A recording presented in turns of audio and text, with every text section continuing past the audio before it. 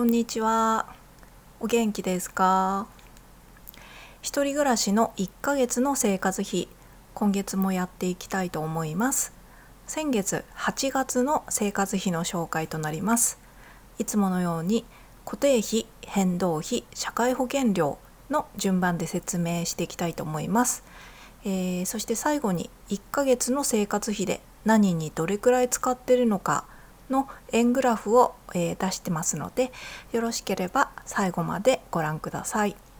では8月の生活費いってみますね。まず固定費から、家賃42,284円、地方に住んでいまして 1K のアパートになります。ちなみに広さは 25.6 平米プラスロフトが 7.5 畳ぐらいありますので、一人暮らしとしては結構十分な広さとなってます。結構ね、このロフト 7.5 畳っていうのがね、だいぶ広いんですけども、本当物を置いとくスペースとしてすごく助かってます。はい。ちなみになんですけど、東京に住んでた時は 24.79 平米だったんですね。なので同じくらい、今 25.6 平米で東京は 24.79 平米なんで、25、どっちも25くらいなんですけれども、やっぱねこっちはロフトがある分全然広さが違いますね。物をそこに置いとけるのでだいぶゆったり使えます。で欲を言えばね、もう一部屋ぐらい欲しいなとは思うんですけれども、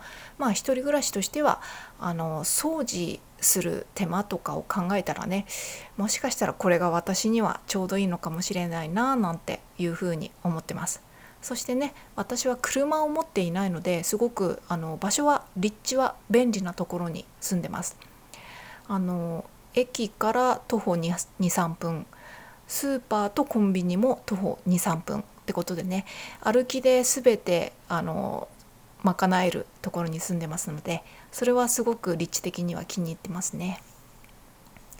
はい、では続いて電気代になります。今月はね、電気代高かったですね。6845円、急に上がってね、ちょっとびっくりしましたね。あれ、電気代ってこんなに高いもんなんだっけと思って、去年の見てみたんですけども、去年のに比べても今回高かったんですよ。去年の8月去年の8月の電気代3515円なんですよ、去年。なんでこんな違うんだって、倍以上ですよね。倍以上倍以上じゃないか。今回は6845円だから、倍近くですね。なので去年に比べてね、一日中家にいることが多いので、エアコンを使う時間は伸びたっていうのは間違いなくあるんですけれども、去年もね結構家にいる時間長くて、別に仕事に出てたわけじゃないので、たまに単発のバイトに行くとかくらいはあったんですけど、基本的には家にいたので、そんなに大きくねエアコン代変わるはずないんですけど、ちょっとなんかよくわかんないんですけど、今回エアコン代、エアコン代っても言い切っちゃってますけど、エアコン代以外にもなんか要因あるのかわかんないですけど、なんか知らんけどすごい電気代が高くなったって感じです。8月の電気代なので7月使用分って考えると、7月からねエアコンって本格的に使い出すと思うので、やっぱエアコンなのかなっていうふうに思いますね。ちなみに先月7月の電気代は2751円っていう感じで、多分年間でも一番底値ぐらいの値段だったんですよ。もう30じゃない、3000円いかないくらいだったので、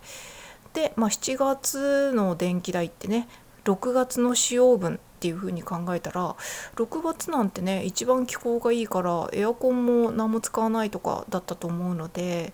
その差が出たのかなっていう風に思います。ちなみにですね、私は結構引きこもりでずっと家にいるので、エアコンは本当に24時間かけてたりするんですよ。で、あんまり連続運転しすぎてエアコンが壊れたらちょっと困るので、朝方の涼しい時時間帯にちょっと切ったりとかすることはありましたね。なんかたまに変な音とかしたりするんで、室外機とかがちょっと夏の間に壊れちゃったらね怖いじゃないですか。あとこんなに連続運転し続けてて大丈夫なもんなんだろうかと思ってね、ちょっと心配になってきて切ったりとかはしたんですけども、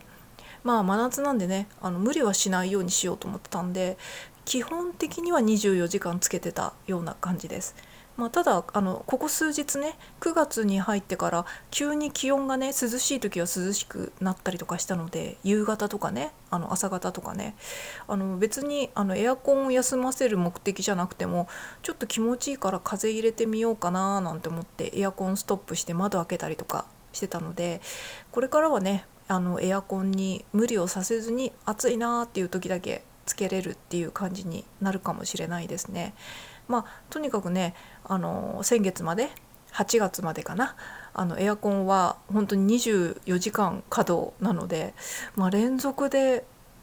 でもね2日間連続でちょっと稼働したりとかするとちょっと心配になるんでね、たまに休ませるようにはしてましたね。24時間連続したらちょっと1回ぐらいは休ませなきゃみたいな、そんな感じでした。来月もね電気代が同じように高いんであれば、やっぱエアコン代か、他の電化製品ですごい電気食ってる、最近冷蔵庫の側面が熱いから冷蔵庫古くなったんかなとか思ってて、もしかしてそこでめっちゃ電気食ってるとかあるのかななんて思いつつ、私が持ってる家具もねそろそろ替え時っていうのが結構一気に来ちゃうかもしれないので、結構同じ時期に買ってるんですよね。冷蔵庫とか洗濯機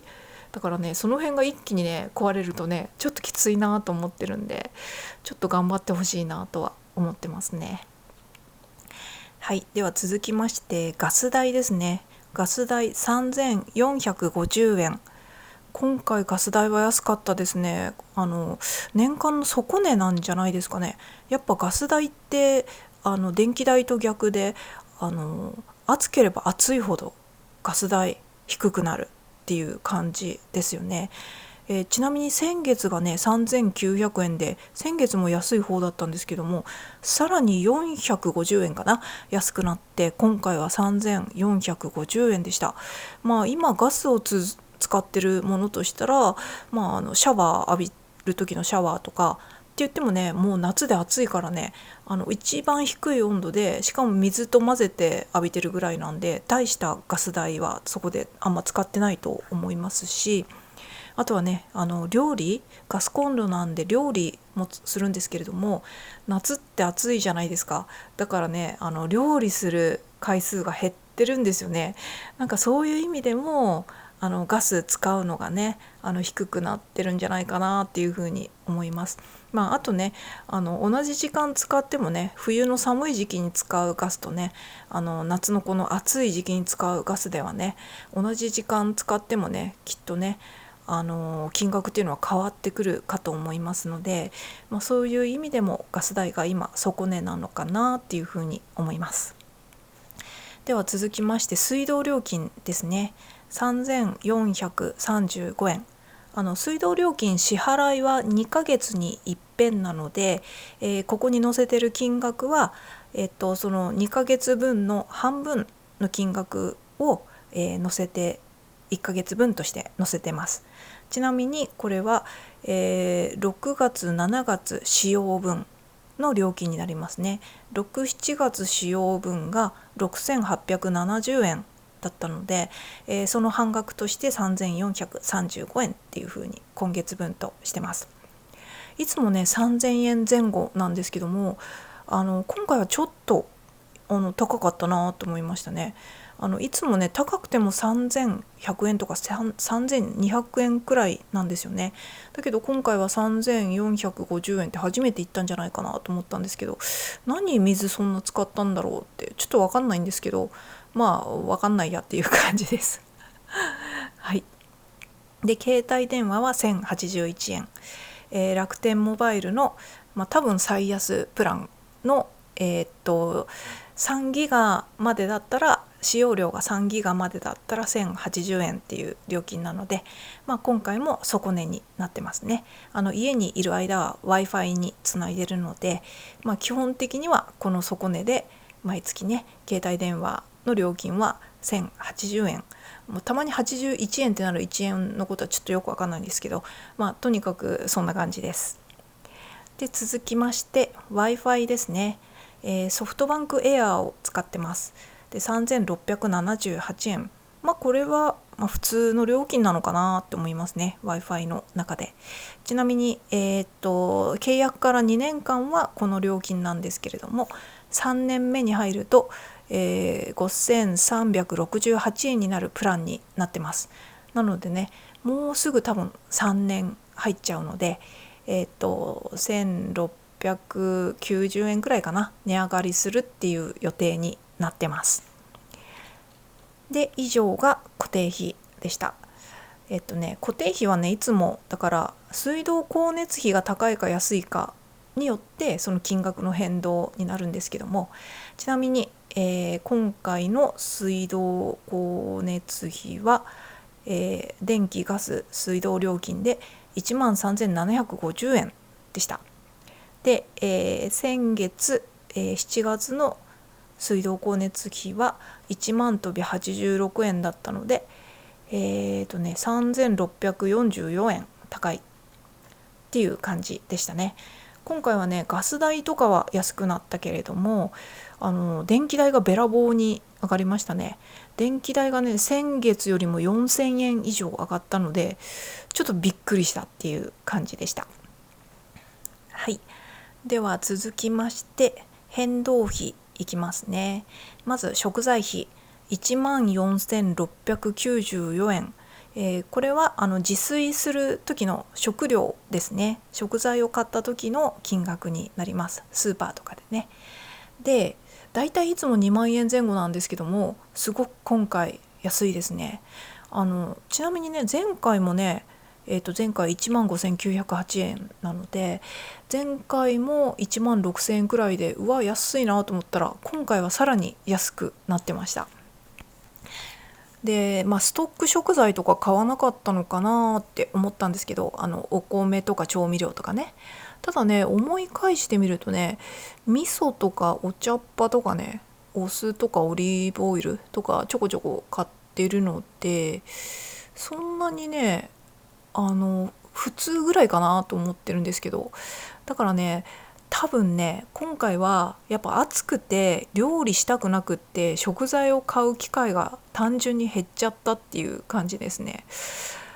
その分何食ってたのっていう感じなんですけど、結構あるもので食ってたら結果的に安いものになってしまったのかもしれないですね。ただね、そうすると栄養バランス的にはもしかしたらちょっと肉とかそういうのが、肉魚とかがね足りなかったかもしれないです。やっぱそういうのはね、調理が必要なものになってくるので、なので、食材費が安いのは嬉しいことではあるんですけれども、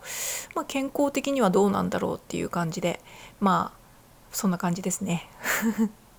で、続きましてお菓子代3,585円と、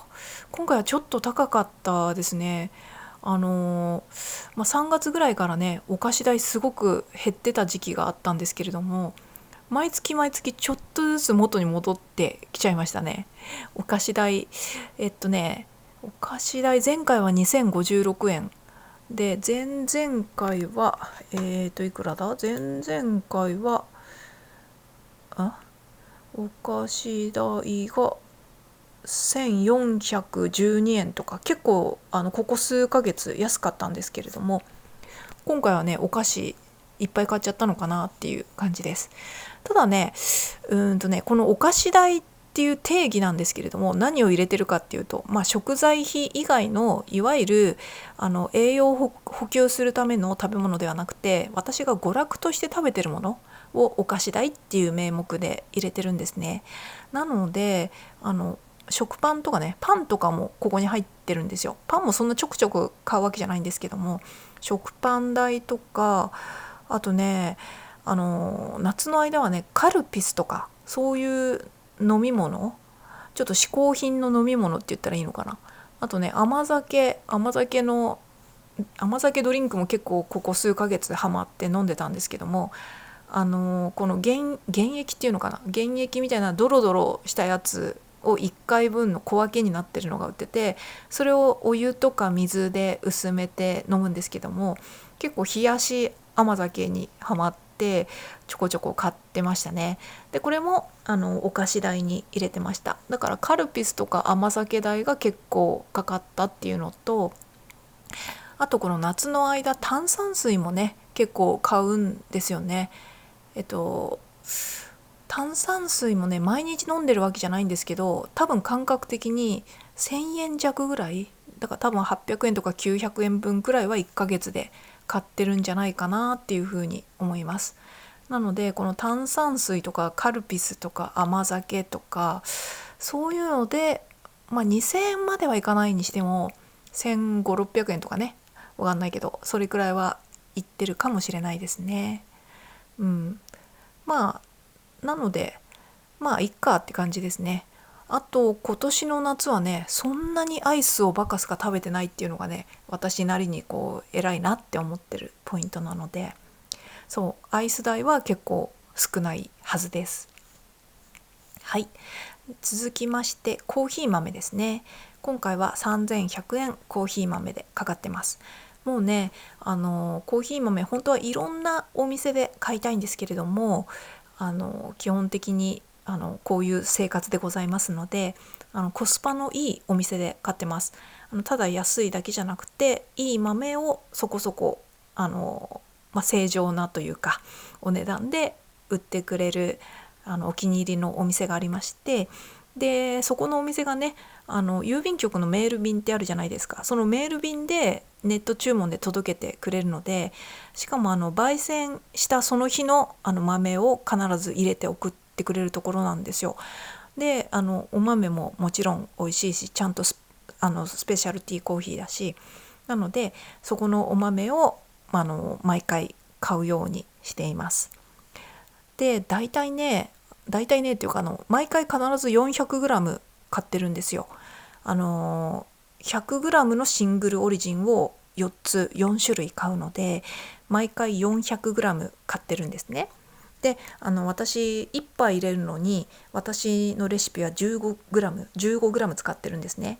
なので 400g 買うとだいたい26杯ちょっと取れる計算になるんですね。なのでこの3100円で26杯取れると。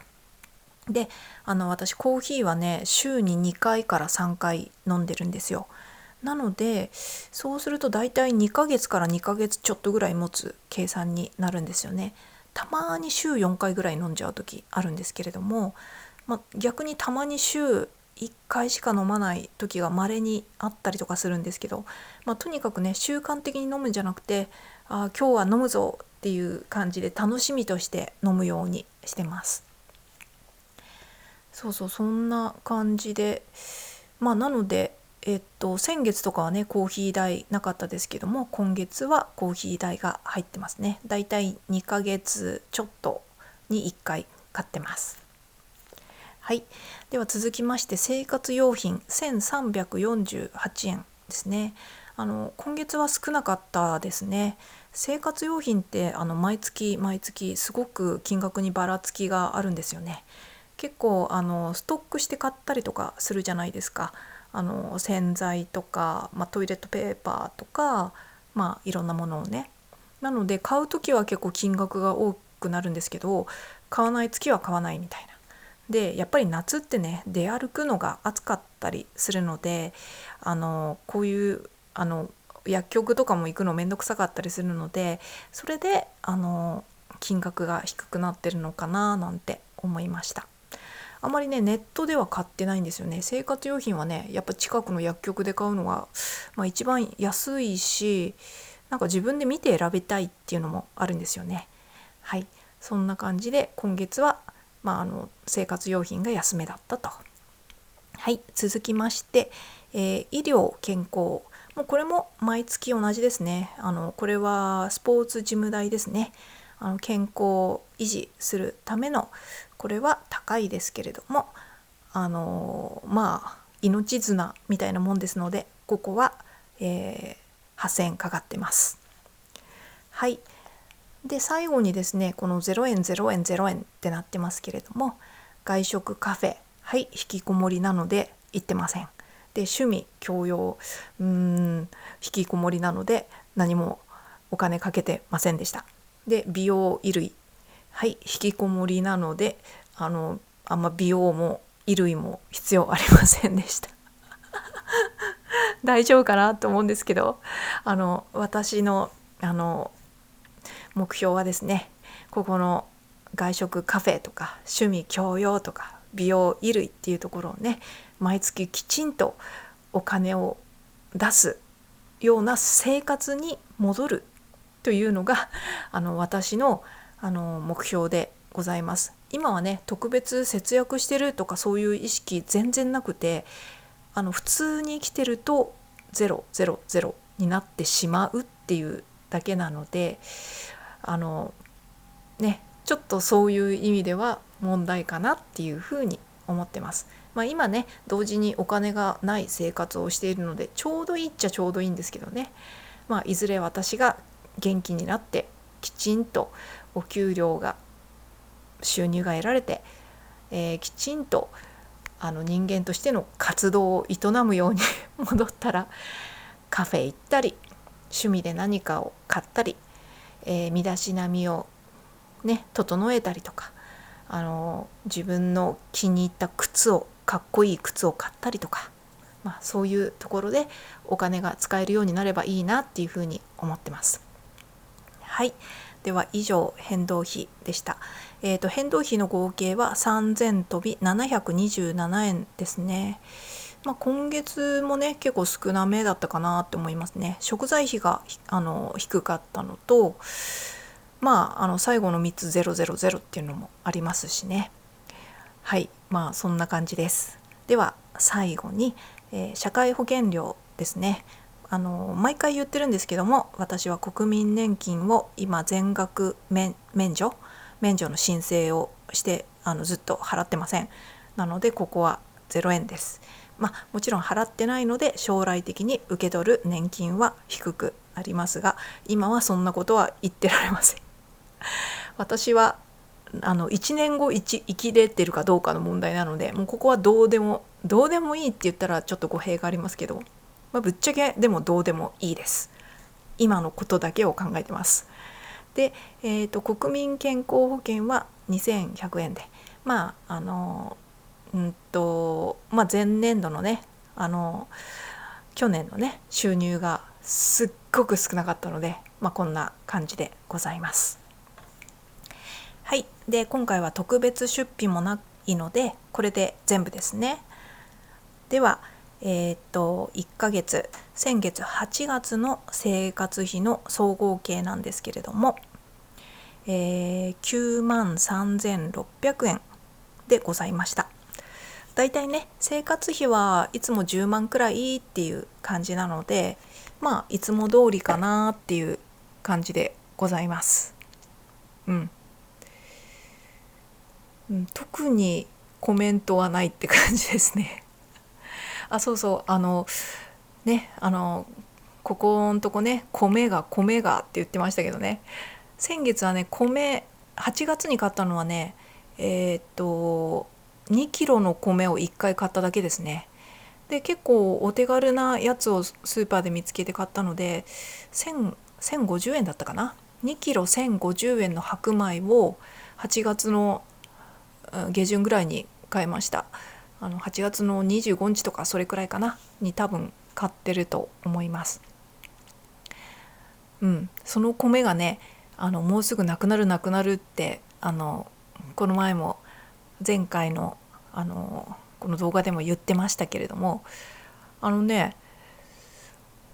その時はスーパーに行ったらすっからかんだったんですけど、その数日後にスーパーに行ったらねちょっと置いてありましたね。なので微妙なラインでね備蓄米をねせこく出してきてるんだなって思いましたね。でね、あとね新米が出てたんですよ。なので新米2キロだけ買いました。まあとりあえず今食べれる分だけでいいやと思ってね、また2キロ買って、でその2キロがね終わっちゃう頃にまた買いに行こうと思いますけど、それでねもしなきゃないで何でも食ってやるわって思ってるんであんまりねなんて言うんだろう、不安には思ってないですね。まあどうにかなるだろうって思ってたけど、ほらやっぱ売ってんじゃんみたいな感じで2キロ買ってきて、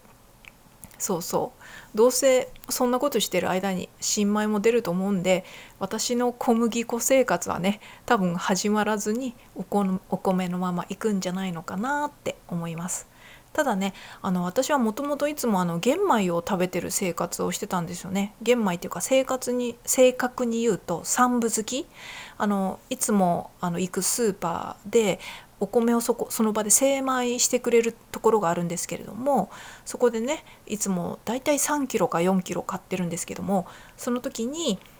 三分好きにしてくださいって言って三分好きのお米を買ってきて、だから3割分だけ玄米部分を引いて7割分だけその玄米の部分が残ってるお米を食べてたんですね。だからねその主食がねその三分好きから白米に変わると結構栄養素的に変わっちゃうと思うんですよね。だからねなるべく早くまた三分好きの生活、三分好き玄米のね生活に戻りたいなっていうふうには思ってます。ちなみにですね玄米じゃなくなるとねやっぱり若干便秘っぽくなりますね。玄米を食べてるとめちゃめちゃ便通は素晴らしく良いです。下痢みたいなのじゃなくて本当に正常な感じになってます。まあちょっとこの話するとまた長くなっちゃうのでね、今回はこれくらいにしときますね。そうだそうだ、1ヶ月の生活費の円グラフですね。円グラフははいこんな感じですね。特にこれも特にコメントがない。でも今回電気代がやっぱ多いですね。このグラフの赤い部分、電気代が全体の 7.3% を占めてますね。今回は電気代が多かったです。まあしゃあないって感じですかね。まあそれも夏の風物詩みたいなもんですね。それ言ったら冬もエアコン代暖房代でね同じように高くなるんですけども、冬の方が高いイメージだったんですけど、なんで今回こんなに高くなったのかちょっとよくわかんないんですけど、まあっていう感じでございました。ということで以上で、1ヶ月の生活費でした。今回も生活費はいつも通りあんまり変わり映えがなかったですね。これだけ食料品とかのね価格が高騰してる割にはあんまりなぜか生活費の食材費のところの金額が変わらないなって思ってました。なんか別にねそんなに節約してるっていうつもりはなかったんですけれども、ただねあまりにも高すぎるからこれは買わないっていうのはねいくつかありますね。もうねちょっとねべらぼうに高くなったものとかってありませんか？結構皆さんの住んでる地域によっても違ったりするのかな。私がねあまりにも高くてこれだけはちょっと買う気にならないなって思ってるのがトマトなんですよね。プチトマトもう本当に私これ一年中買ってた野菜の一つなんですけれども、トマトなんてね夏が旬で今たくさん収穫できてるはずなんですけど、どうなんだろう、最近はハウス栽培とかが普通になると別に逆に夏があってわけじゃないのかもしれないけど、そうそうトマトがね今まで1パック158円とかだったものが今398円とかするんですよ。ちょっとびっくりじゃないですか。倍以上なわけだから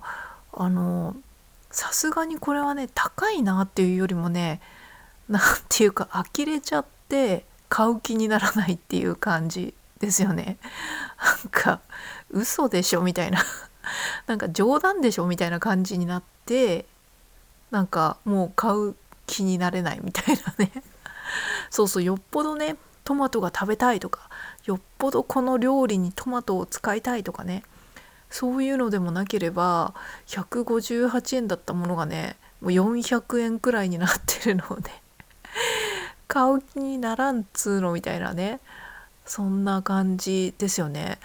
なんでトマトこんなに高くなったんだろうみたいな。トマトなんてさ、特に夏とかさ、普通に苗とか持っててほっぽっとけばさ、プチトマトなんて勝手に生えてくるようなイメージだったんでそうそう、ちょっとこれはね、なんかここまで、なんて言うんだろう、トマトっていうものにそこまでかける気が起きないっていうか、まあトマトに謝れって感じなんですけど、そうそう、トマトにそれは高いっていうか、ちょっとなんかこれは納得いかないみたいなそうそう、納得いかないみたいな、そういう気持ちで買う気が起きないって感じですね。だからもし私がすごく金持ちでもなんか納得いかなくて買わないかもそれくらいの値上がり率ですよね。倍どころじゃないもん。そうそう、なのでとりあえずトマトですね。あとはね、この前言ったオリーブオイルですね。私いつもだいたい味の素だよなあれ、オリーブオイル、エクストラバージンオリーブオイルがまあお手頃なオリーブ価格と思って今まで買ってたんですよ。それがこの前買いに行ったらあれと思って、なんかいつも 400g ぐらいの買ってて夏だけは 200g とかね買うんですけども、いつも買ってた 400g のやつが確かね1100円ぐらいだったかな。とにかく1000円は超えてたんですよ。なってて、あれと思って、いつも700円とか700何十円とか800円くらいせいぜいのイメージだったのが、ちょっと高すぎやしませんと思ってちょっとびっくりしちゃったっていうあれなんですけども、まあ後でねこの動画のコメントで書いてくださった方で知ったんですけど、オリーブオイルって値上げしたんですってね。やっぱりそれが何ヶ月か前にオリーブオイルが特に大幅な値上げになるっていうような情報も出てたみたいですね。ちょっと知らんかったんですけど、そうそう、そんな感じでオリーブオイルも高いし、ちょっとねここまでオリーブオイル高くなるとちょっと他の油もっていう風にちらっとは考えたんですけど、ちょっとサラダ油とかは絶対嫌だしって言っちゃうとあれなんですけど、まあちょっと考えるとしたら米油、まあただ米油でもね溶剤使ってない圧搾のやつがいいなと思うんですけど、多分そういうのは少し高くなるとは思うんですよね。だからそれとかもしいいものが見つかったらね、オリーブオイルの金額と比べてみて考えてみようかなとか思ってますね。私が今使ってるごま油は圧搾のやつでもそこまで高くないやつなので、もしかしたら圧搾でも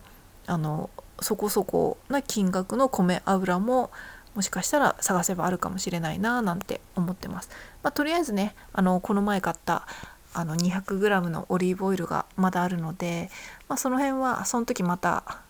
切れそうになった時考えればいいかなって思ってます。あとはねここ1ヶ月2ヶ月くらいであれこれも値上げしたのって思ったのは、私がいつもお気に入りで買ってた一口羊羹ですね。一口羊羹も10円ぐらい値上げしてたんですよ。もうねそれもねちょっと悲しかったですね。あと夏の間いつも買ってる炭酸水、これもねこれはね5円くらいだったからまあいっかみたいなくらいの値上げではあるんですけども、まあやっぱねきっとメーカーさんも頑張ってるけれども少しずつ値上げをしなきゃなのかななんて思いましたね。あとはねこのストック食品としては魚の缶詰とかね便利にストック食品として買ってるんですけれども、いざという時の備蓄っていう観点もありますけれども、やっぱね料理がめんどくさいとかねしたくない時の簡単に食べれるタンパク質として魚の缶詰ってめっちゃ便利じゃないですか。